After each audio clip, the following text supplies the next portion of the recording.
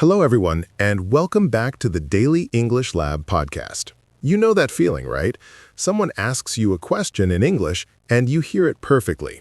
You understand it completely. But then your brain does this thing. It translates it into your native language, you formulate an answer in your native language, and then you try to translate it back to English. And by the time you're finally ready to speak, the moment's gone. Or you sound robotic, or you freeze completely. Here's the thing that surprised me. I used to think this was a memory problem or a vocabulary problem, but it's not. It's actually a confidence problem. And it has nothing to do with how much English you know.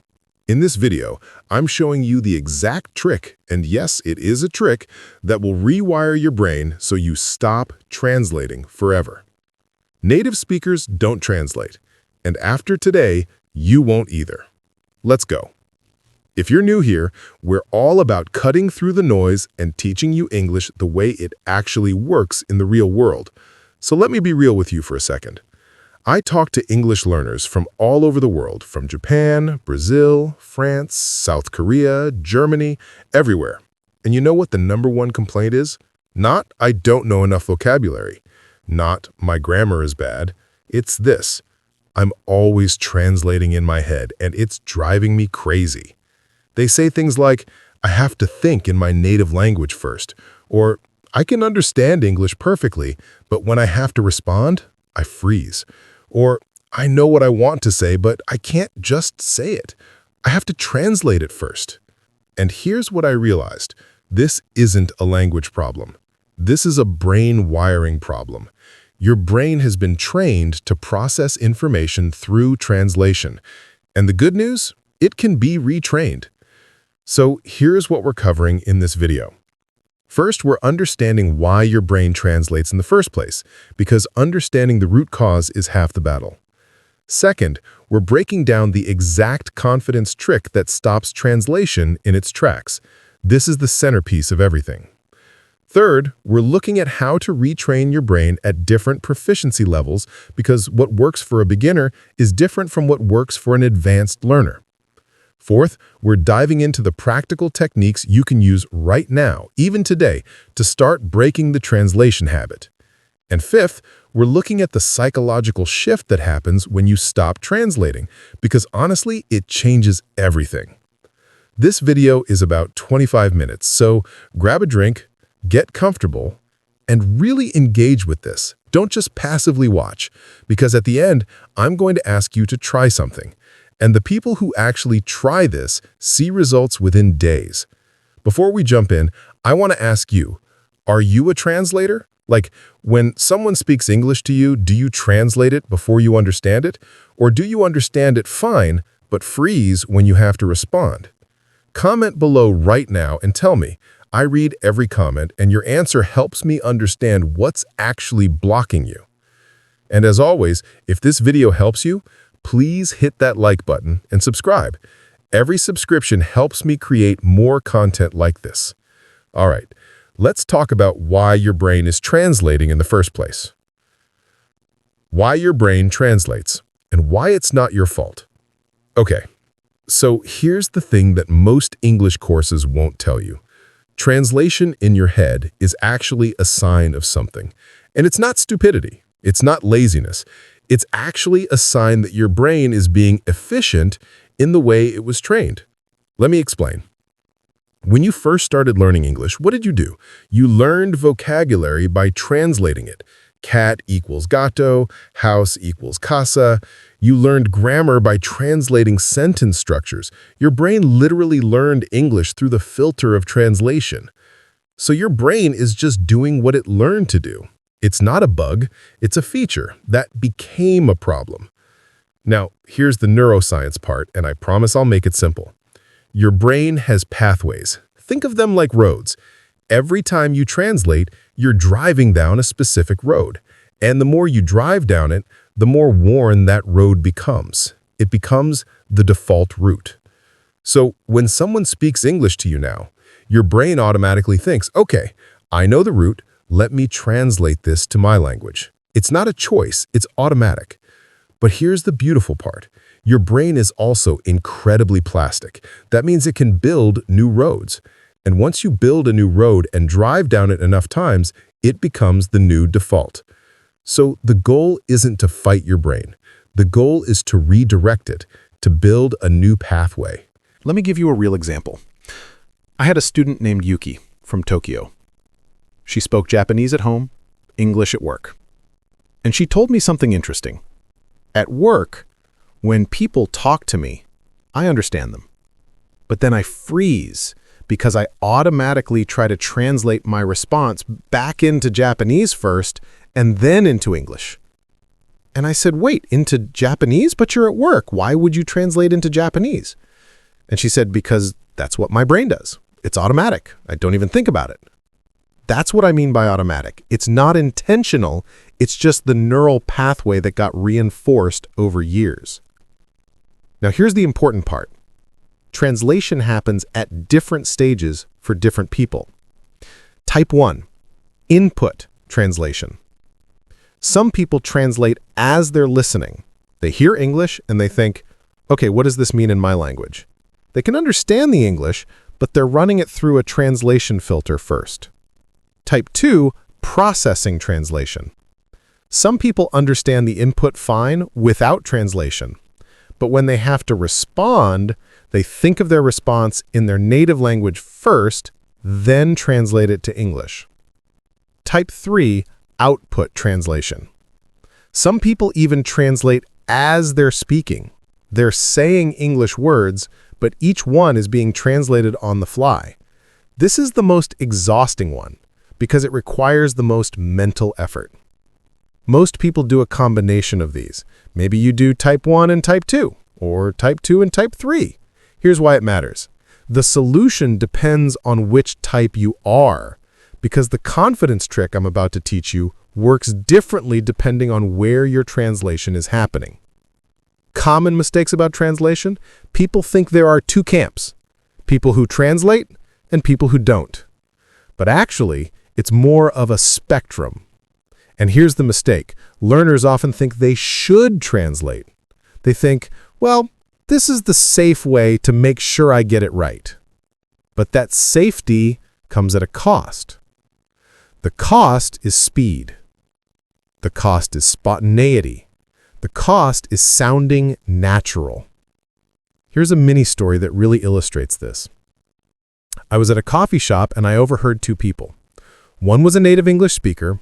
One was a learner.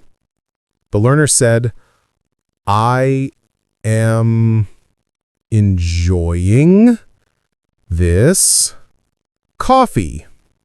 Really slowly, really carefully. And the native English speaker said, yeah, you like it? And in that moment, the learner's face just changed. They realized that they were overthinking it. The native speaker just said a casual thing, but the learner was translating their response from their native language, and it came out stiff and over-formal. Memory trick time. T3. Translation happens at 3 stages: input, processing, output. Remember which type you are because that's your starting point. Interactive moment. Which type are you? Type 1, input translation. Type 2, processing translation. Or type 3, output translation. Or maybe a mix. Comment below, because knowing your type is literally the first step to fixing it. All right, so now you understand why your brain is translating. It's not a flaw. It's just a well-worn neural pathway. But the next section is where the magic happens, because I'm going to teach you the exact confidence trick that rewires everything.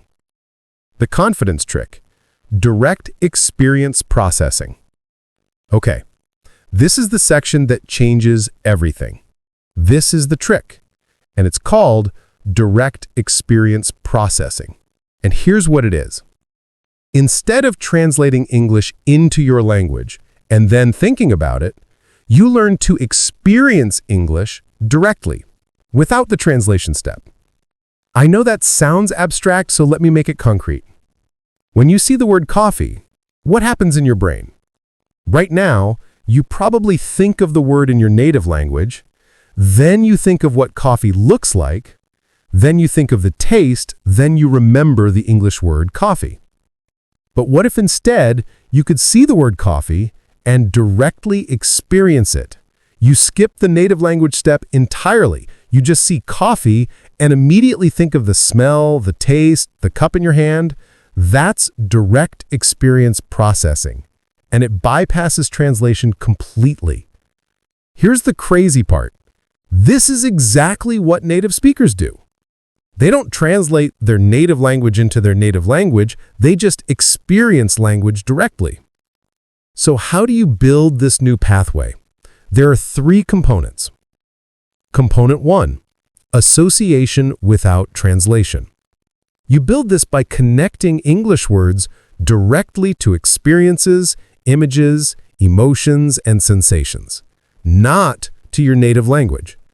For example, instead of learning the word tired by translating it, you learn it by connecting it to the feeling of being tired. You might close your eyes, remember what it feels like to be exhausted after a long day, and say the word tired while feeling that sensation. Now, every time you hear or see tired, your brain doesn't translate it. It accesses that memory of exhaustion directly. Component 2, situational context. You don't learn words in isolation. You learn them in situations, full contexts, because that's how your brain naturally encodes information. So instead of learning arrive as a vocabulary word and translating it, you learn arrive by imagining yourself arriving somewhere. You see the context, you feel the anticipation or relief of arriving, you hear the word in context. Now, when someone uses arrive in a sentence, your brain doesn't need to translate. It's already connected to a whole situation in your mind. Component 3, emotional resonance. And this one's key. If something has emotion attached to it, your brain remembers it better and encodes it more directly without translation. If I just say the word happy, you might translate it. But if I say, remember when you felt really happy, that moment when everything went right, and you actually access that emotion while hearing the word happy, your brain creates a direct link. Now, when you hear happy, you don't translate it, you feel it. Let me give you an example of how all 3 components work together. Let's say you want to master the word exhausted. Here's what you don't do. You don't make a flashcard that says exhausted equals translation in your language. Here's what you do. You sit down, you close your eyes, you remember a time when you were really exhausted. Maybe it was after exam week or after a long shift at work. You remember the feeling in your body, the heaviness, the way your eyelids feel like they have weights on them, the way you just want to collapse. And then while you're still in that feeling, you say the word, I am exhausted. You repeat it a few times. You might even act it out. You sit slouched, you sigh, and you say, I'm so exhausted, and you really feel it. Now you've created a direct pathway, the word exhausted, to the actual feeling of exhaustion. No translation required. When you later hear someone say, I'm exhausted, your brain doesn't go, oh, this word means, and translate it. Your brain feels the exhaustion. You understand it directly. Common mistake?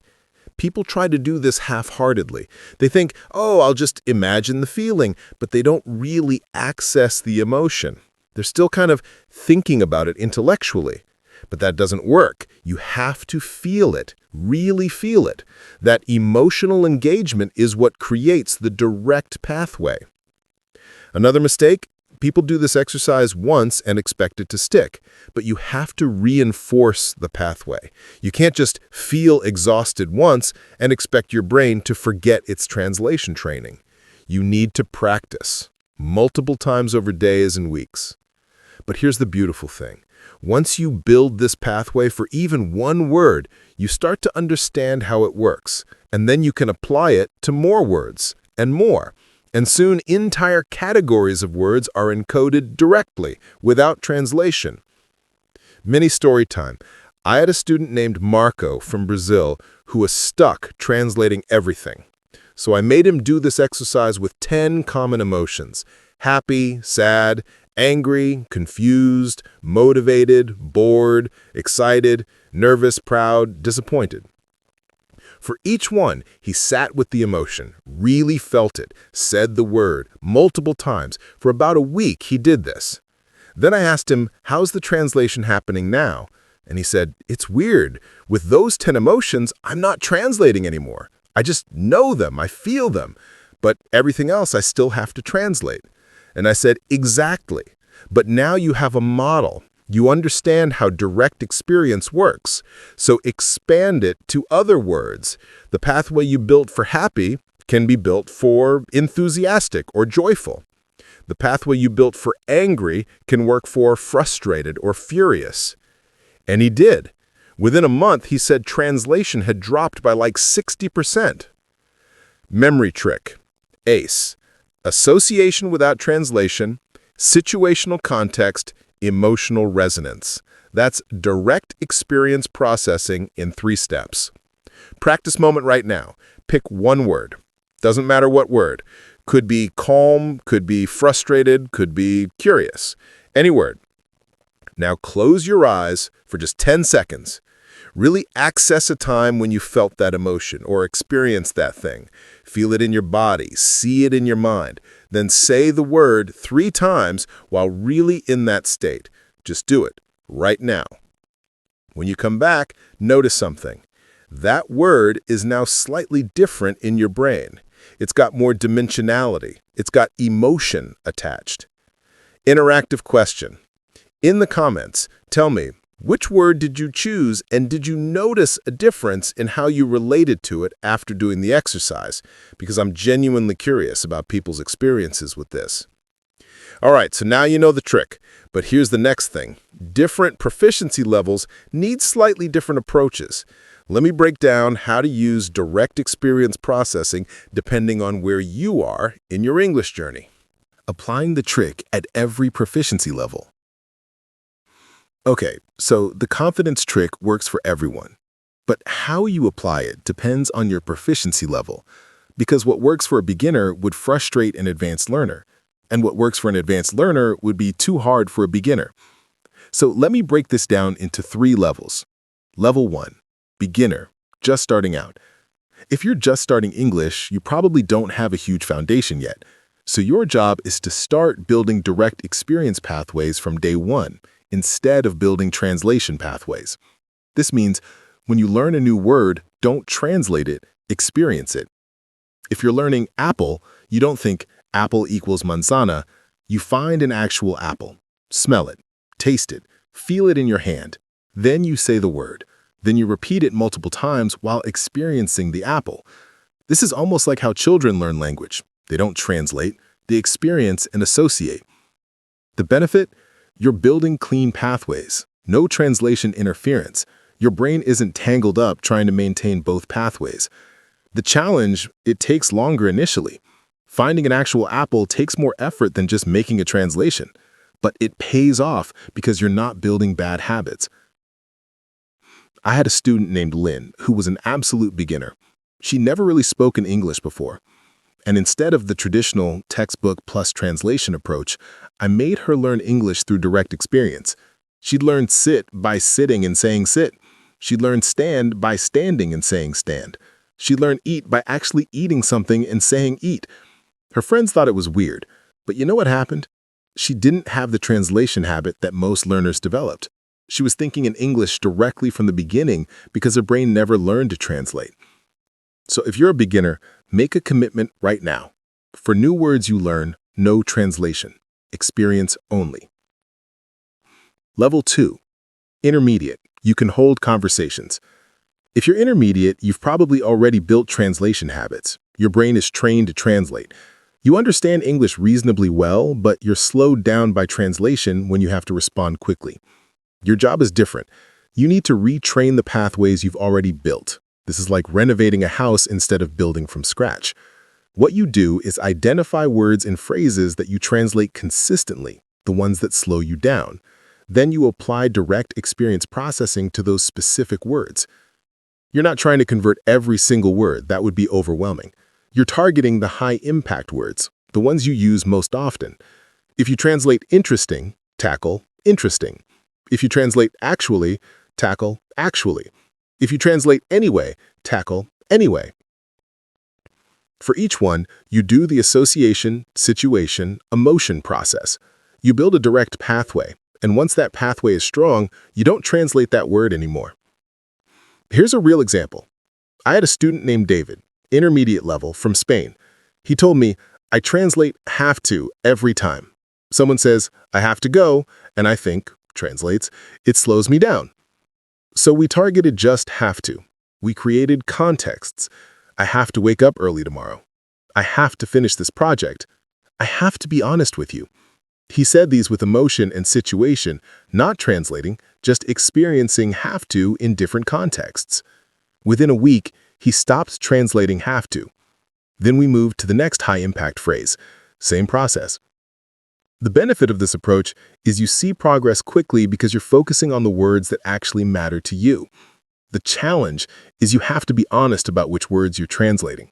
You can't just guess. You have to really notice your translation pattern. Level 3. Advanced. Approaching fluency. If you're advanced, translation might not be your main problem anymore. You probably translate less, but there might be specific contexts where you still slip into translation, or specific emotional content that triggers translation. Like, you might speak English perfectly at work, but when you're tired or stressed, translation creeps back in. Or maybe you speak English well in academic contexts, but struggle with slang or casual speech. Your job is fine-tuning, refinement. You're taking direct experience processing and applying it to specific contexts or emotional states. So if you translate when you're stressed, you might practice speaking English while intentionally stressing yourself a bit. Maybe you practice English while doing difficult math problems, or while holding your breath briefly, or while being on a time limit. Why? Because you're building a pathway that's resilient even when things get hard. You're not just building a clean pathway, you're building one that holds up when things get hard. I had a student named Sophia, very advanced, but she said, I only translate in professional meetings. When I'm in a casual context, I'm fine. But when I'm presenting to executives, something happens. My brain goes back to translation. So we specifically practiced her presentation content while introducing mild stress. Bright lights, time pressure, standing up, the works. We built her pathways in a stressful context so her brain wouldn't retreat to translation when she was actually stressed. Next time she presented, she didn't translate. Her brain stayed in English. So here's the takeaway. No matter your level, direct experience processing is the solution, but how you apply it depends on where you are. Beginners, build clean pathways from the start. Intermediate, retrain high-impact words. Advanced, refined context-specific responses. Memory trick, BCR. Beginners build clean, intermediate retrain, advanced refine. Common mistake about proficiency levels? People think the solution is always the same, but it's not. A beginner doing advanced techniques is overwhelming. An advanced learner doing beginner techniques is frustrating. Match your approach to your level. Another mistake? People try to tackle everything at once, but that's how you get burned out. Beginners focus on new words. Intermediate focus on high-impact words. Advanced focus on context. Not everything, something. Interactive question for comments. What's your level? Beginner, intermediate, or advanced? And what's one high-impact word or phrase that you translate most often? Tell me in the comments, and I'll respond with specific guidance. All right, so you know the trick. You know how to apply it at your level. But now let me show you the practical techniques, because knowing something and being able to do something are different.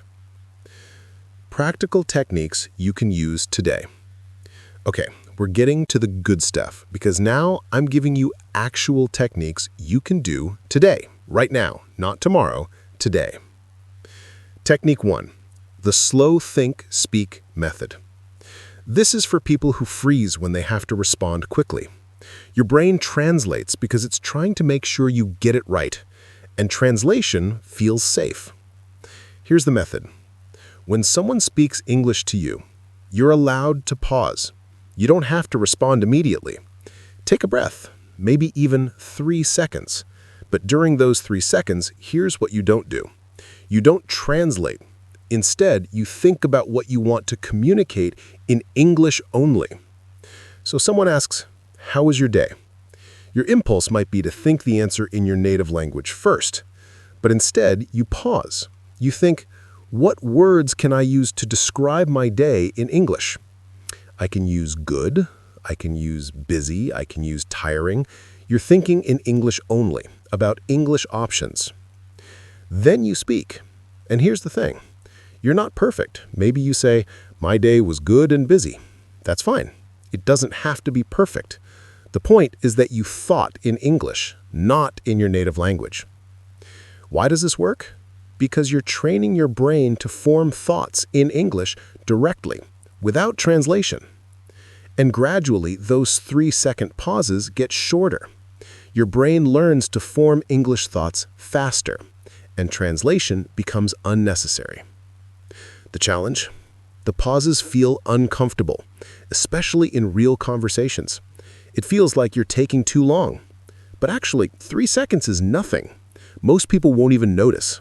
And even if they do, there's nothing wrong with thinking before you speak. I had a student named Ahmed who was terrified of pauses. He thought people would judge him. So I made him practice with a friend. And you know what the friend said? "I didn't even notice the pause." And honestly, when you pause and think, your response sounds better than when you rush. So here's what I want you to do. In your next English conversation, intentionally pause for 3 seconds before responding. Practice thinking in English only. Notice what happens. Technique 2. The narration technique. This is my personal favorite, and it works really well for building direct experience processing. Here's how it works. You narrate your life in English out loud as you're doing things. You're making coffee. I am pouring the water. The water is hot. I am putting the coffee grounds in the filter. The smell is strong. I enjoy this smell. You're sitting down. I am sitting on the couch. The couch is comfortable. I am relaxing. Why does this work? Because you're connecting English words directly to experiences happening right now. Not translated, not theoretical, real present moment experiences. Your brain is learning pour, not from a dictionary, but from the actual sensation of pouring. It's learning comfortable, not from translation, but from the actual feeling of comfort. And here's the bonus. This is also building your spontaneity because you're not scripting. You're making it up as you go. So your brain learns to form English thoughts on the fly. Common reaction? This feels weird. I feel silly talking to myself in English. Yeah, it is a bit weird. Totally normal. But weird is how you make change.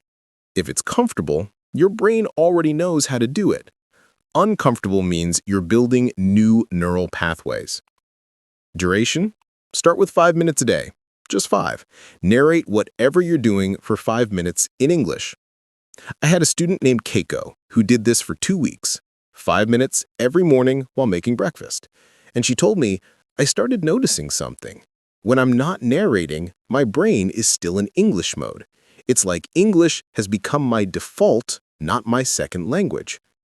That's the power of this technique. It retrains your brain's default mode. Technique 3. The emotional anchoring method. This one targets the words you translate most, and it uses emotion as a bridge to direct experience processing. Here's what you do. Pick a word or phrase that you translate constantly. Let's say it's actually. You're always translating actually before you use it.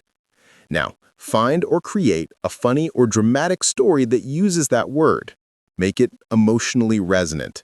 Not boring, actually funny, actually surprising, actually emotional. So for actually, maybe the story is, I thought my cat was sleeping, but actually, he was planning to attack me from under the bed. You tell this story with drama, with voices, with emotion, multiple times. You embed actually in this emotionally charged story. Now, every time you hear or want to use actually, your brain doesn't translate it. Your brain accesses that funny, dramatic story, and you just know what actually means. Why does this work? Because emotion is a shortcut to the brain. Emotion bypasses translation. It goes straight to meaning. The challenge? You have to actually create these stories or find them. It takes a bit of work, but the payoff is huge. One emotionally anchored word is worth 10 translated words because it sticks. I had a student named Paulo who was struggling with phrasal verbs. He was translating every single one. So I said, create funny stories for your top 5 phrasal verbs. For put up with, he created a story about his roommate who played loud music all night and he had to put up with it. Dramatic story, funny, emotional. For give up, he created a story about almost quitting English learning 100 times but not giving up. And after a week of telling these stories, he wasn't translating anymore. The stories had embedded the meaning directly. Memory trick for these 3 techniques. SNE. Slow think speak, narration, emotional anchoring. 3 powerful tools. Practice moment. Pick one of these techniques, not all 3. 1.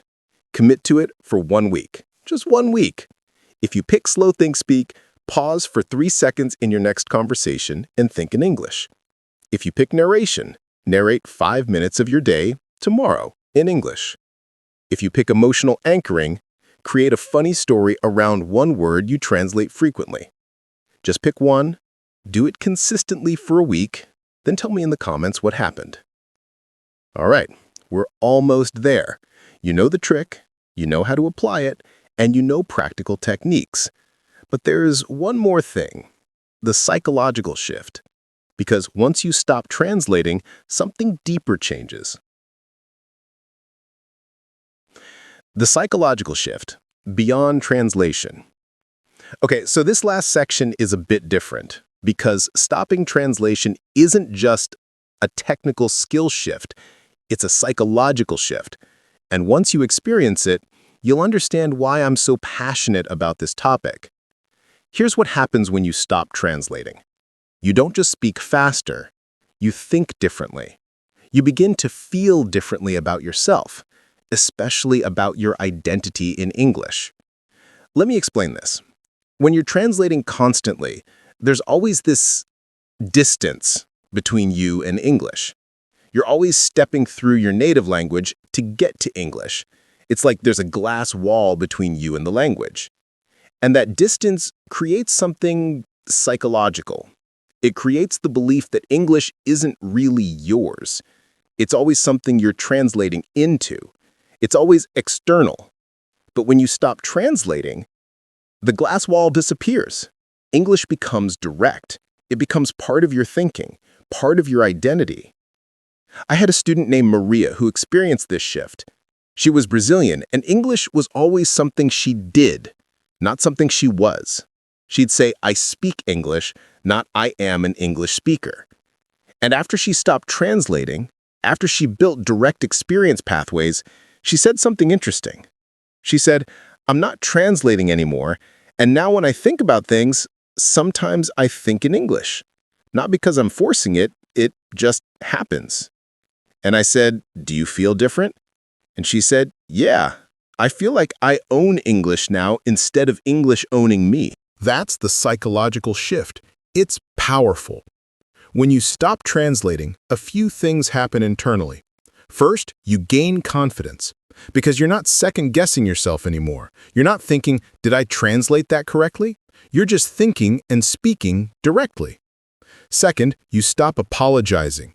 Learners who translate a lot tend to apologize for their English. Sorry, my English isn't great. But once you stop translating, you realize your English is fine. You didn't have an English problem, you had a translation problem. Third, you start enjoying English. This one's real. When translation is gone, English becomes fun instead of work. You can be spontaneous, you can joke, you can be yourself, not a translated version of yourself. Fourth, your relationships change. People respond to you differently when you're not translating, because translation creates a kind of distance or formality. But when you speak directly, there's authenticity, there's presence, people feel that. I had a student named Ravi who noticed this after a few months of not translating. He said, "My coworkers used to treat me like a non-native speaker, like I was separate. But now that I'm speaking without that hesitation, they treat me like one of them. Not different, just one of them." And here's the beautiful part. This psychological shift compounds over time. As you gain confidence, you speak more. As you speak more, you build stronger pathways. As pathways get stronger, translation gets less necessary. And suddenly, you're at a point where translation isn't even an option. Your brain has completely rewired. But here's the thing. This psychological shift doesn't happen automatically. It happens when you commit to the techniques, when you do the narration, when you pause and think in English, when you create emotional anchors, when you practice. The practice creates the shift. Common psychological mistake? People expect the shift to happen before they do the work. They think, okay, I'm going to stop translating by becoming really fast at translating. No, that's not the goal. That's actually making it worse. If you're translating slowly, you're at least aware of it. But if you're translating fast, your brain internalizes it even more. It becomes invisible. It becomes your default. The goal isn't speed. The goal is elimination. You're not trying to translate faster. You're trying to not translate at all. The fix, when you catch yourself translating, don't think, how can I do this faster? Think, how can I do this without translation? It's a different mindset entirely. Mistake number 2, trying to force direct experience without real engagement. Some people hear about emotional anchoring or narration, and they try to do it half-heartedly. They narrate their day, but they're not really present. They're just saying words. That doesn't work. Your brain knows the difference between genuine engagement and going through the motions. The fix? When you practice these techniques, actually be there. When you narrate, really experience what you're narrating. When you feel an emotion, actually access that emotion. No phone, no distractions, just you and the practice. Quality over quantity. 5 minutes of real engagement beats 30 minutes of half-hearted practice. Mistake number 3, giving up too soon. Here's the thing nobody wants to hear. This takes time. Building new neural pathways takes repetition. It's not instant. Most people try these techniques for a week, don't see immediate results, and quit. But research shows it takes about 3 weeks of consistent practice for a new pathway to feel natural. 3 weeks, not 3 days. 3 weeks. The fix? Commit. Not for a week, for a month minimum. Do the practice every single day for a month, then evaluate. After a month, you'll see real change.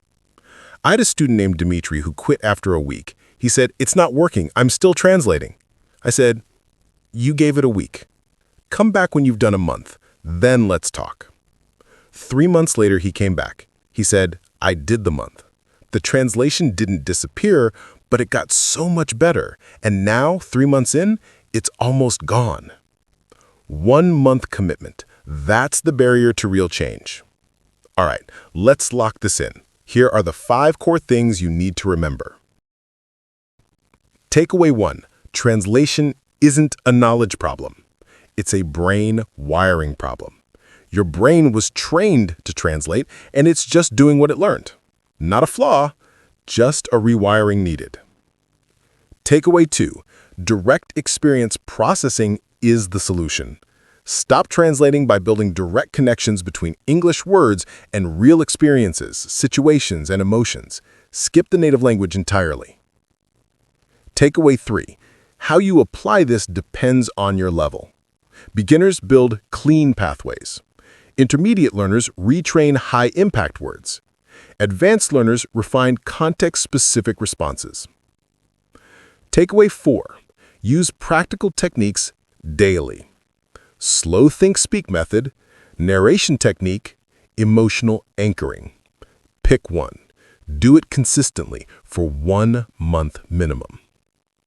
Takeaway 5.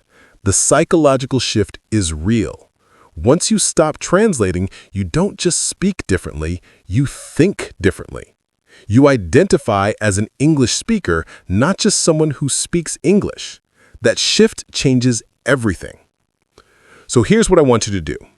Don't just watch this video and forget about it. Pick one technique. Commit to it for 1 month, every single day. Then come back and tell me what changed. The people who actually do this, they see results, real results, not in months, in weeks. You're not stuck translating forever. That's a choice you're making by not practicing, but you can change that choice today. All right, we're at the end, but this is really just your beginning. You now know why your brain translates. You know the confidence trick that stops it. You know how to apply it at your level. You know practical techniques you can use today. And you know that this shift is psychological, not just technical. So here's what I want you to do. First, hit that like button. It tells me this content was valuable, and it helps other people find this video. Second, subscribe if you haven't already, because next week we're diving into one specific technique, the narration technique, and I'm going to show you exactly how to do it with audio examples so you can follow along. Third, comment below. Tell me, which technique are you going to try first? Slow think speak, narration, emotional anchoring, or are you going to try all three? I genuinely want to know. I read every comment and I'll respond. And fourth, share this video. If you know someone who's stuck translating, send them this, because this message needs to reach people. Translation is holding too many people back from speaking English fluently. Here's the truth. You don't need more vocabulary. You don't need more grammar rules. You need a rewired brain. And now you know how to rewire it. So, stop translating, start experiencing, and become the fluent English speaker you're meant to be. I'm cheering for you. See you next week.